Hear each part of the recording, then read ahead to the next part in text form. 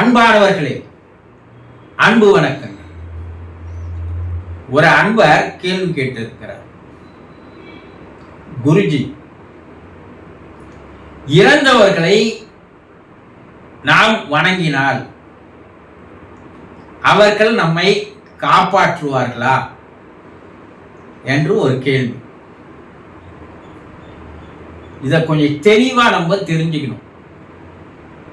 இது தெரியாததால் தான் இந்த கேள்வியே வருது.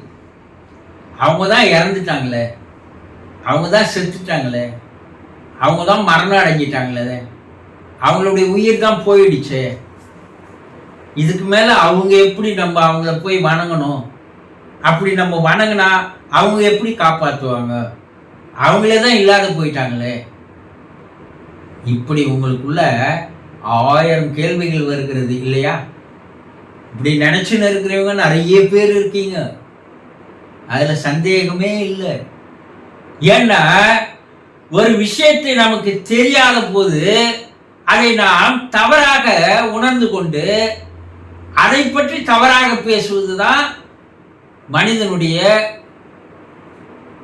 அறிவின் பலவீனம். அதை நம்ம தெரிஞ்சுக்கல, அதுல நிறைய விஷயம் இருக்குன்னு புரிஞ்சுக்கல. ஆனா நமக்கு தெரியாததுனால நம்ம என்ன சொல்றோம்?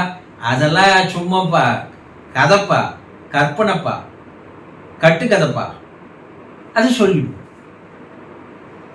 சரி, அந்த மனிதருக்குள் இறந்து போனாரே, அந்த மனிதருக்குள் எது இருந்தது? உயிர் இருந்தது இல்லையா? அந்த உயிர் தான் வெளியே போயிடுச்சு இல்லையா? இப்ப அதனாலதான் அவர் செத்து போயிட்டாரு இல்லையா?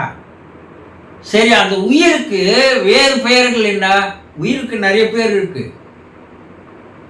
ஆன்மா, ஆத்மா, ஆவி, ஜீவன் இருக்குது இல்ல? அப்ப நம்ம அந்த ஆன்மாவோ அல்லது ஆத்மாவோ அதுதான் நம்ம உயிர் நினைக்கிறோம் இல்லையா? ஆமா ஆமா. இப்ப இந்த உலகத்தை காப்பாற்றி வருகின்ற சக்தி எது? கண்ணுக்கு தெரியாத ஒரு சக்தி, ஏதோ ஒரு சக்தி இந்த உலகத்தை காப்பாத்துதுன்னு நினைக்கிறீங்க இல்லையா? ஆமா.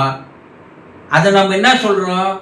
கடவுள், இறைவன், பரம்பொருள், பரமசிவம், பரமபிதா, தெய்வம், ஏதேதோ பேர் வச்சு அழைக்கிறோம் இல்லையா? ஒரு மாபெரும் சக்தி, அதை பல பேர் வச்சு அழைக்கிறோம். அது இல்லைன்னா இந்த உலகத்தை தோற்றுவித்தது அதுதான், இந்த உலக உயிரினங்களை தோற்றுவித்தது அதுதான், நம்மை படைத்தது அதுதான் இல்லையா?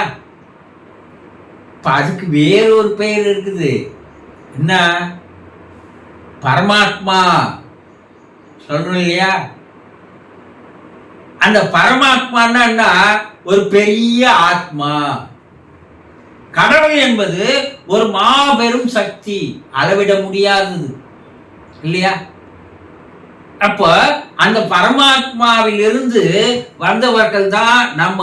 அப்ப நமக்கு என்ன பேரு? சிறு ஆத்மா, ஜீவாத்மா. அது பெரும் கடவுள், நம்ம சிறு கடவுள் இல்லையா? ஜீவாத்மா. இப்ப இந்த ஜீவாத்மா தான் இந்த உடம்பு விட்டு வெளியே போயிடுச்சு இல்லையா?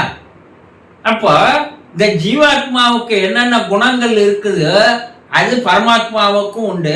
பரமாத்மாவுக்கு, கடவுளுக்கு என்னென்ன குணங்கள் இருக்குதோ அப்ப இந்த ஜீவாத்மாவுக்கும் உண்டு இல்லையா? அப்ப நம்ம கடவுளா? நீங்க கேள்வி கேட்கலாம். கடவுள் தான், அதுல உங்களுக்கு எந்த விதமான சந்தேகமும் தேவையில்லை. ஆனா என்னன்னா, நீங்க கடவுள் தான்ன்றது புரிஞ்சுக்காத இருக்கிறீங்க பாரு, அப்பதான் இந்த பிரச்சனைகளே ஆரம்பமாகும். நீங்க கடவுள் தன்மையோடு இருக்கிறவர் தான், தெய்வத்தன்மையோடு இருந்தவங்க தான். ஆனா அந்த தெய்வத்தன்மை உங்களுக்குள்ள இருந்தது என்பதை புரிந்து கொள்ளாமலேயே வாழ்ந்து வருகிறோம், இறந்தும் போகிறோம். கடவுளுக்கு என்னெல்லாம் சக்தி இருக்குதோ, என்னெல்லாம் குணம் இருக்குதோ அவையெல்லாம் மனிதனுக்கும் இருக்குது. மனிதனுக்கும் எல்லாமே இருக்கு.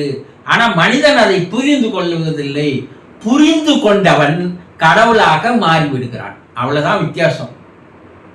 இப்ப ஷீரடி சாய்பாபா, ராமகிருஷ்ண பரமஹம்சர், ரமண மகரிஷி, ராகவேந்திரர், இவங்க எல்லாம் அவதாரங்கள் நீங்க வணங்கின்னு வரீங்க இல்லைங்களா?